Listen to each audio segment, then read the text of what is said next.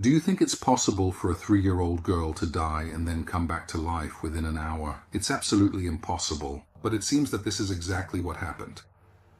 Watch the video and you'll find out.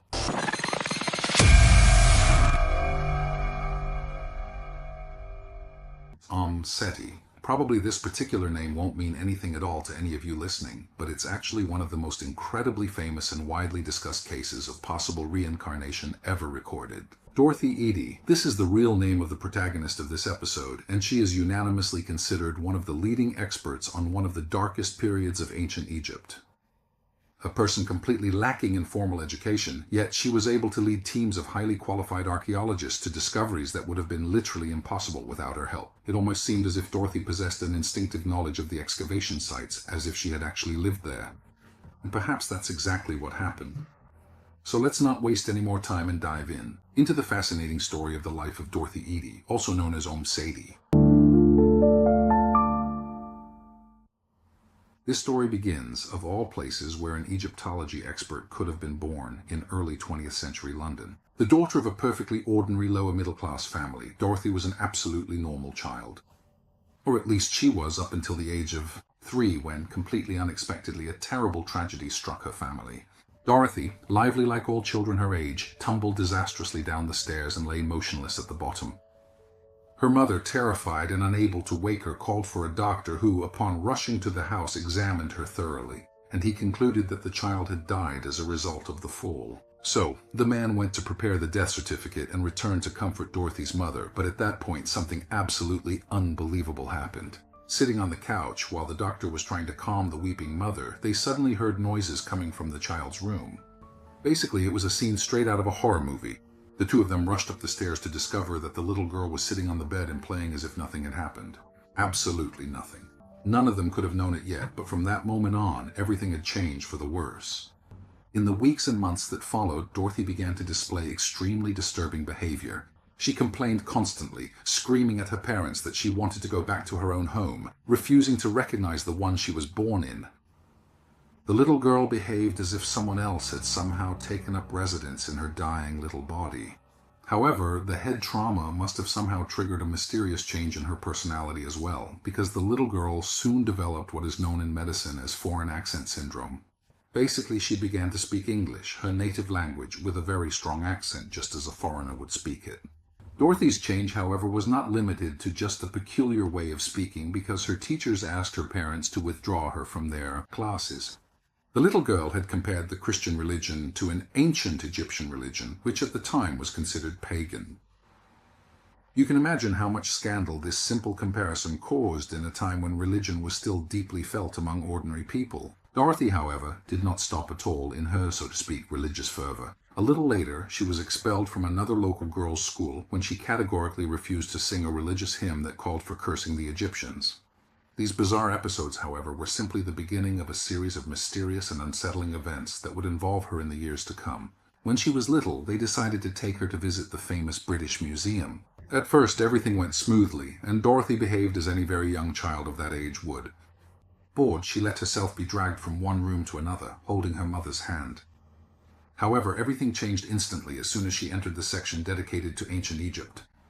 Dorothy began running excitedly through all the exhibition rooms, ignoring her parents' scoldings as they tried to keep up with her and catch her. The little girl kissed the feet of the statues and kept fidgeting, shouting that she had finally returned to her people. When they reached the section that housed a reproduction of the Temple of Seti, Dorothy became eerily silent and observed everything with great attention. Then, all of a sudden, she declared with great conviction that she had finally found her home, but that the model was completely missing the trees and gardens she remembered perfectly. Her parents were forced to take her home by force, while she screamed, begging them to let her stay there where she was. Only a few weeks passed before the first nightmares began. Dorothy herself recounts that one night she found herself in a state between sleep and wakefulness, perhaps a trance because of a strange weight she felt on her chest. She woke up completely and, shocked and terrified, saw the face of a man leaning over her. The teenager said that although she was very frightened, she also felt a great joy, as if she were finally seeing someone from her past again. A few weeks later, the girl once again experienced a trance state, during which she scribbled on numerous sheets of paper with drawings that closely resembled Egyptian hieroglyphs. The nightmares lasted for a long time, always showing her scenes from a distant past, set in places the girl could never have visited. Unfortunately, her mysterious behavior was considered, as was common at the time, a symptom of mental illness, and Dorothy was repeatedly forcibly admitted to a sanatorium. None of the measures taken by the doctors of the time had any success, however. Dorothy continued to dream. She even dreamed in greater detail of scenes from a past life in which she was confined, along with other girls, inside a temple. Understandably disturbed and intrigued by these recurring dreams which simply refused to go away, she decided to take matters into her own hands. And she began to take an interest in Egyptology, aided by the famous Egyptologist Sir Wallace Bold, who often met her at the British Museum, until she eventually came to fully understand the writing system used in that distant era. By interpreting the drawings she had sketched during her half-asleep states, she realized that they told the sad story of a very young priestess from the Temple of Abydos who had engaged in carnal relations, that is, had made love, with the young king on the pharaoh's throne, Seti I becoming pregnant by him and thus being condemned to death by the priests of the temple for the crime of having broken her vow of chastity. In order to avoid a scandal that would inevitably have involved her beloved, Bentrashit, that was the girl's name, decided to take her own life. At the age of 27, Dorothy began working for an Egyptian magazine based in London, where she met the man who would become her future husband, a young Egyptian named Imam Abdel Meguid. In 1931, she decided to move to Egypt, accepting Imam's marriage proposal, with whom she had a son she decided to name Seti. At the same time, Dorothy changed her name to Om Seti, which literally means Mother of Seti. In 1935, she separated from her husband. When he accepted a job in Iraq, Dorothy had absolutely no intention of leaving Egypt, which she had always considered her home. So she moved to Nazlat al-Saman, a place adjacent to the Great Pyramids of Giza, where she met the famous archaeologist Selim Assa from the Egyptian Department of Antiquities. Deeply impressed by Dorothy's historical expertise, he decided to hire her as a secretary and illustrator. Thus, the English teenager, who had started out with little education, was quickly proving herself to be an authority on ancient history, as if she had an instinctive knowledge of places and traditions from millennia ago. Her collaboration with the most famous Egyptologists of the time was particularly fruitful because, surprisingly, while Dorothy learned the most refined archaeological techniques from them, the scholars benefited greatly from her incredible skill in deciphering the most obscure hieroglyphs. In 1956, at the end of her research, the woman found herself having to choose between a well-paid government job in Cairo and a position as a draftswoman, much less well-paid, in Abydos. You can imagine how that turned out. The place itself was nothing special, except for the fact that Dorothy was convinced it had been Ben's home. Rashid, the young priestess she claimed to have been in a past life. It was during this period that the head of the Department of Antiquities, who was aware of Dorothy's claim about her past life, decided to put her to the test. He led her inside the Temple of Abydos in complete darkness, asking her to describe the contents of some recently discovered frescoes and to indicate their location within the temple. The information about these discoveries had not yet been published, so Dorothy could not possibly have known anything about them. If the woman had truly lived in that temple thousands of years before, her search would have had to rely solely on her memories.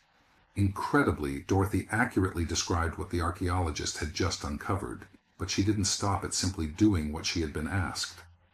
The woman insisted that in a certain part of the temple there were once lush gardens where she had met someone. For the first time she met there with the one who would become Pharaoh, her first love.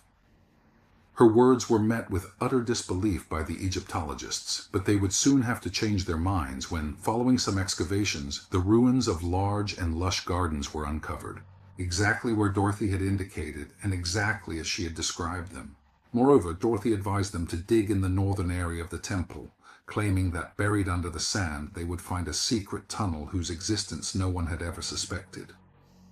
The archaeologists dug where Dorothy had indicated, and indeed the tunnel was discovered. In 1964, the woman turned 60, and according to the laws in force at that time in Egypt, she would have been required to retire. However, the ministry decided to make a very rare exception for Dorothy, who by then was considered an irreplaceable asset for the Department of Antiquities. For years, the woman guided archaeologists to new discoveries. For example, in 72, she claimed that the tomb of Nefertiti, the mother of the very famous pharaoh Tutankhamun, was located in a small chamber beneath her son's grand tomb. In 2015, a scan of the site was carried out using next-generation equipment, and in fact, a secret chamber was discovered exactly where the woman had indicated. The same happened with a Smith in Egypt until the end of her life in 1981, enjoying great respect within the local archaeological community, which, although it never took a clear stance regarding Om Seti's surprising claims, in reality never failed to support her. Was Dorothy Eady's story just fantasy, or was it the vivid memory of a tragic love story? The little girl, only a few years old, who fell badly down the stairs and was declared dead by a doctor. She really did recover. Or was her body inhabited by another, much older consciousness? We will probably never know, but this case will certainly remain in the annals as one of the most detailed and mysterious episodes of possible reincarnation.